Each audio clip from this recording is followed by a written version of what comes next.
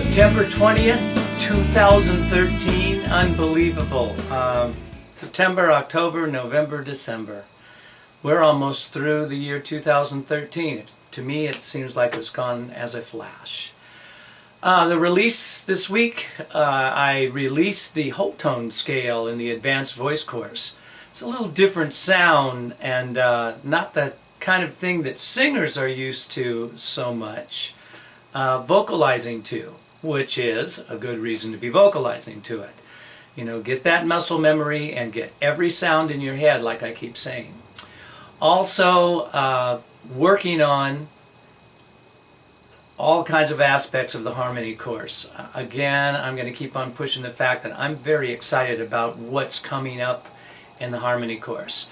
Right now, at this point in time in the harmony course, I'm working with song recognition. Anyone who's taken some college classes or done any music, even in high school, you've probably learned how to recognize the intervals via song recognition. That's not a big new invention or something that not a lot of us do.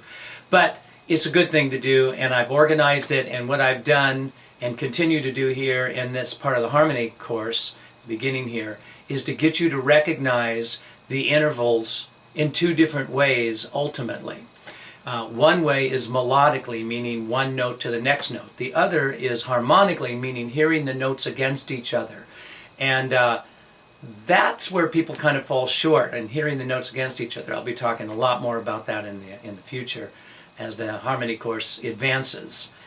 But anyway, right now the harmony course is in its the portion of note recognition, and what I'm doing is giving you, in most cases, 3 different melody lines for every individual interval for you to choose one of those melody lines for you to memorize so you can call up the sound of every particular interval. And you have to learn songs that teach you the ascending intervals, and you have to learn songs that teach you the descending intervals. But it's fun, it's easy, and it's really one of the studies that a singer should do. A singer should know all of their intervals and hear them. Every musician really does that, but there's a certain way us as singers we have to do it so we can sing harmony and hear the movement in the songs as we're singing them in relationship to the melody lines. So there's a little bit of information about what we did this week and what's coming and so forth. The other thing that happened is on the website, we have a forum where you can you can upload a video of yourself singing a song, and I'll listen to it and give you some suggestions and some constructive criticism and some constructive being positive stuff all together there. And one of the people who takes advantage of that the most is one of our active students on the site.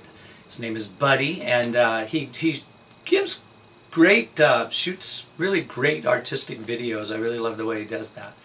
He shoots them in black and white sometimes. He uses shadows. He uses good lighting. He has great fidelity in his song, in all of the songs that he puts up in relationship to what his guitar sounds like and the microphone that he's using. I've never really asked him, and Buddy, if you're watching this, I mean, have you worked in a recording studio? I can tell that you're probably setting this stuff up in your home, but it seems like you have a little bit more recording knowledge than the average bear. So, just curious if you spent some time in some recording studios. Looks like you have. If you haven't, you've certainly done your homework. Anyway, I had Buddy. The latest song that he's singing is a song that challenges him a little bit to sing up and down in his range.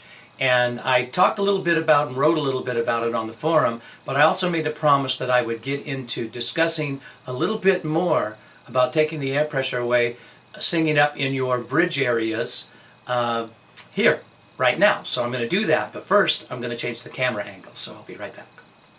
There, camera angle shifted. The magic of virtual learning. Okay, so Buddy, first of all, I think you did great in this song, and I'm not really giving this out because I think it was a particular problem.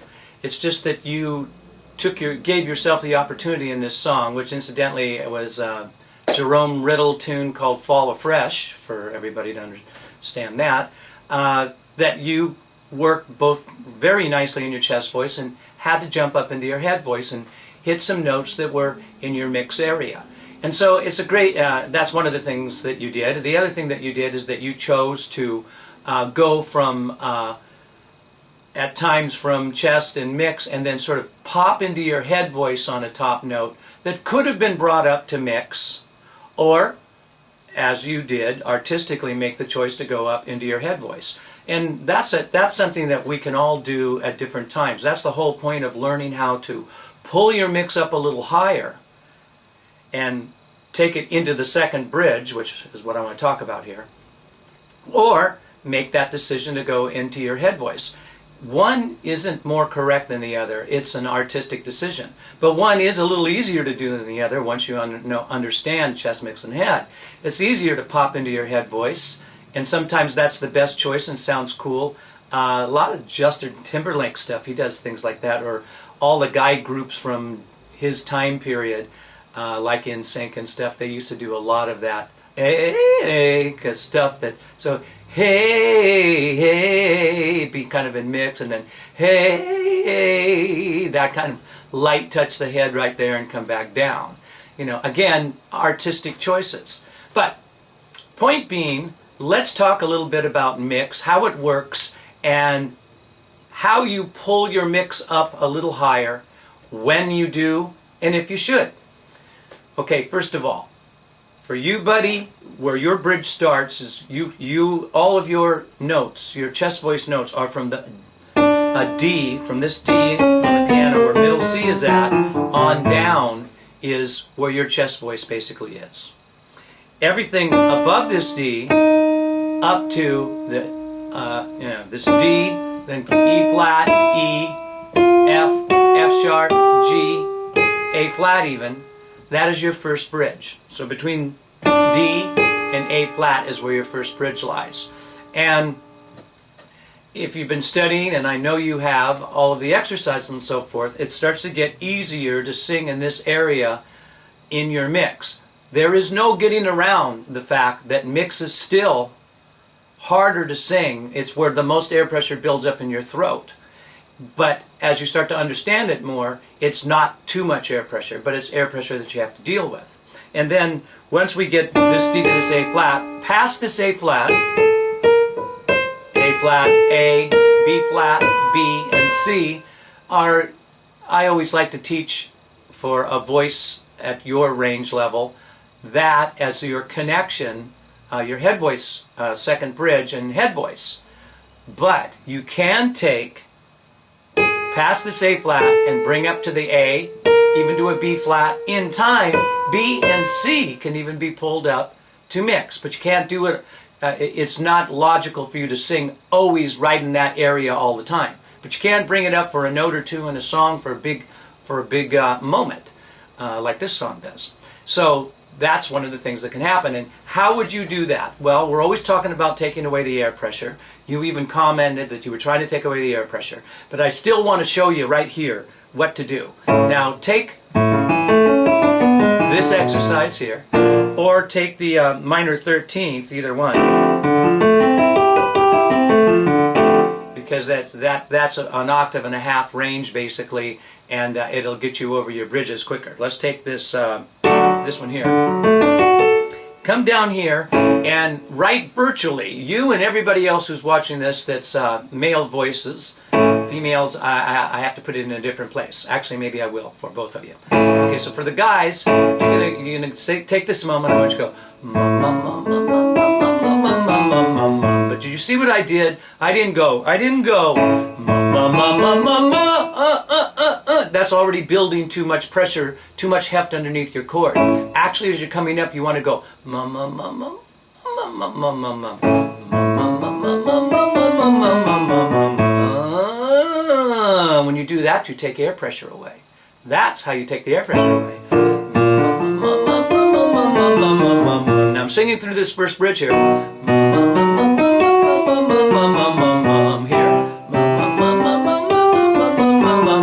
Finally up to the A flat. Now if if I can get that little siren in there and go even lighter for this A.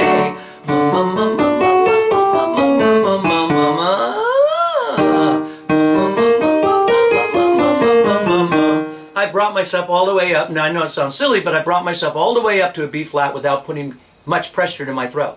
And do the same concept with an A because it puts a little bit more compression on the sides of the chords, but still the same concept.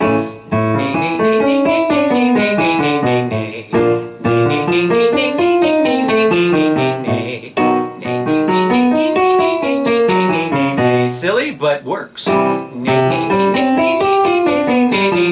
up to the G. Here's the A flat. Now I got to get that even lighter. And finally. Now you can take that. That can be taken up to a B and a C. I'm purposely not taking it there for this moment. Now, if you have full access to the site, male or female, all you have to do is go to your downloads. This exercise, the octave and a half exercise, happens in the intermediate course tons, and it happens in the advanced course tons. The minor 13th is in the advanced course for an exercise. Just go to the minor 13th exercise, or go to the octave and a half exercise in the intermediate course, and go to your voice classification, male, female, baritone, tenor, soprano, alto, whatever you are, and then try these two exercises the way I just explained. Had to talk kind of fast there because I only had a certain amount of time on the wrap-up. Buddy, thank you very much for your continual learning and growing and sharing with us what it is that you're doing while you're doing it. So, gave me a great opportunity here today to talk a little bit about taking air pressure away, and hopefully that helps you as well.